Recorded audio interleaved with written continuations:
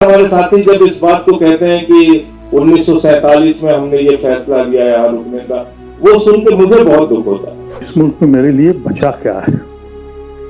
कुछ चीज बची है जिसपे हम कहें कि हमें गर्व है अपने मुल्क पर? दो तरह के कानून का नजरिया है इस देश में, एक अली खान महमूदाबाद के मामले में है और एक विजय शाह के मामले में है। सजा हमको सिर्फ इस बात की दे रहे हो कि हमने जुना का ठुकरा दिया? सजा तुम इसलिए दे रहे हो कि हमने गांधी को अपना लिया? 1947 में जब मुल्क का बंटवारा हुआ, कुछ लोग चले गए और कुछ यहीं रुके, लेकिन आज 2025 में भी सवाल वही है, तुम भारत में क्यों हो? देशभक्ति के सबूत मांगे जाते हैं और दिलों पर जख्म गिने जाते हैं। दिल्ली की एक जनसभा में कश्मीर से आए आगा रोहिल्ला ने जब ये कहा कि हमने टू नेशन थ्योरी को ठुकरा कर भारत को चुना, तो एक पुराना जख्म फिर हरा हो गया। और फिर संजय सिंह बोले, दिल से बोले। उन्होंने उस जले पर मरहम रखा जो 76 साल से टीस रहा है। संजय सिंह ने कहा कि मुझे दुख होता है जब कोई मुस्लिम ये कहता है कि उसने यहाँ रहने का फैसला किया। ये देश उसका था, उसका है और उसका भी रहेगा। किसी को ये कहने की जरूरत नहीं कि उसने भारत को चुना।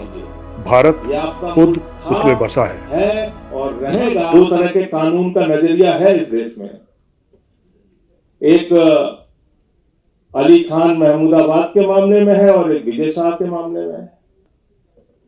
तानाशाही से जिस तरह से इस देश को चलाने की कोशिश की जा रही है, वो ठीक नहीं है। और कई बार हमारे साथी जब इस बात को कहते हैं कि 1947 में हमने ये फैसला लिया यहाँ रुकने का, वो सुन के मुझे बहुत दुख होता है।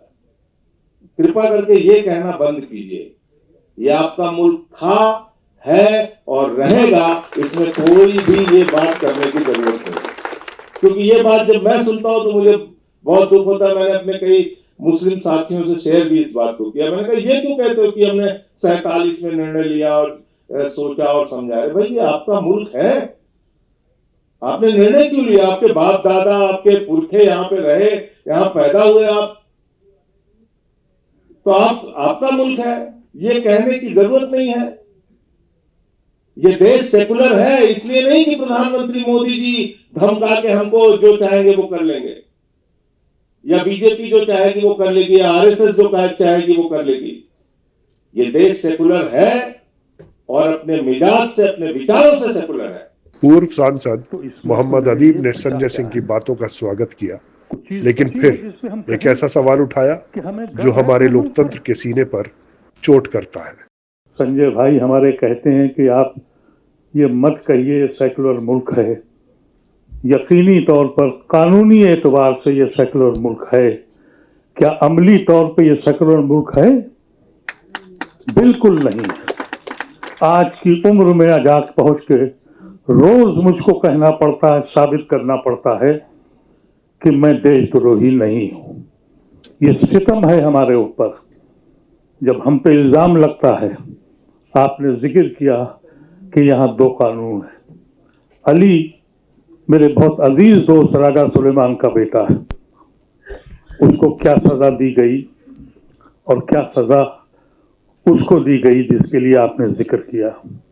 मोहम्मद अदीब की बातें दिलों को छू गई, क्योंकि हाल ही के दिनों में कई ऐसी घटनाएं हुई जो उनकी कही गई बातों को सच साबित करती है। देश की बेटी कर्नल सोफिया कुरैशी को भाजपा मंत्री विजय शाह ने आतंकवादियों की बहन तक कह डाला, लेकिन ना कोई एफआईआर, ना माफी।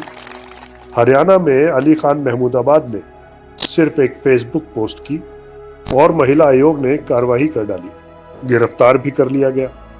और अब हद तो यह है कि यति नरसिम्हानंद एपीजे अब्दुल कलाम तक को गद्दार कह रहा है। एपीजे अब्दुल कलाम सबसे बड़े गद्दारों में से है भारत के। एपीजे अब्दुल कलाम जैसे लोग बहुत घातक हैं। दुनिया ऐसे लोग दुनिया में नहीं होने चाहिए। और एपीजे अब्दुल कलाम की कोई बहुत बड़ी वो नहीं थी खासियत, और ना ही वो ऐसा डॉक्टर था। डॉक्टर ने कहीं पीएचडी थोड़ी की थी, उसे तो डॉक्टर की उपाधि भी मानद दी गई थी, उसकी कोई ऐसी काबिलियत नहीं थी। बाकी सच तो यह है कि एपीजे अब्दुल कलाम जैसे मुसलमान आम जिहादी से हजारों गुना ज्यादा घातक होते हैं। तो सवाल उठता है, गद्दार कौन और गवाह कौन?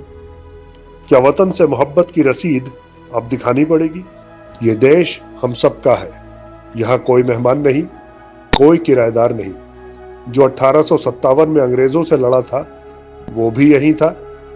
जो 2025 में संविधान बचा रहा है वो भी यही है।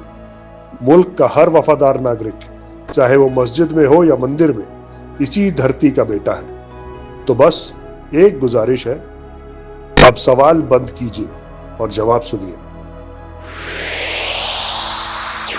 मुसलमान का जवाब उसका इतिहास है, उसका इश्क है, उसका लहू है और उसका संविधान से प्यार है। सीधा चश्मा, नजर बदलो, नजरिया बदलो।